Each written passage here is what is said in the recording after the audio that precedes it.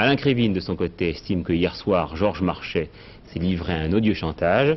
Georges Marchais qui, hier soir, je vous le disais, avait fait également référence à la situation née de la victoire électorale du Front Populaire en mai 1936. Alors, un point d'histoire avec Jean-Michel Mercurol. 14 juillet 1935. 500 000 personnes dans les rues de Paris. Le succès de la journée du Front Populaire encourage communistes, socialistes et radicaux à élaborer un programme commun à l'approche des élections. De l'unité d'action réalisée depuis 1934 contre les ligues fascistes, Thorez, Blum et Ramadier décident de passer au stade supérieur de la gauche unie. Au premier tour des élections, le 26 avril, les désistements réciproques entre communistes et socialistes permettent le 5 mai la victoire électorale du Front Populaire. Plus nombreux, les socialistes prennent le gouvernement. Les communistes hésitent à participer. Finalement, ils choisissent le soutien sans participation.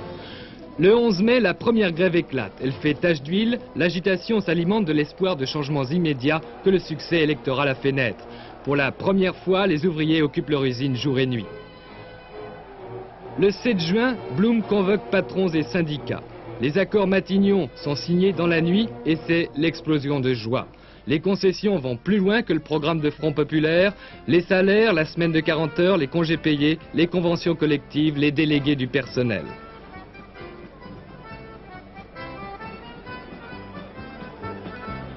Mais les grèves continuent. Le 11 juin, il y a 2 millions de grévistes. Le gouvernement semble impuissant, le syndicalisme débordé.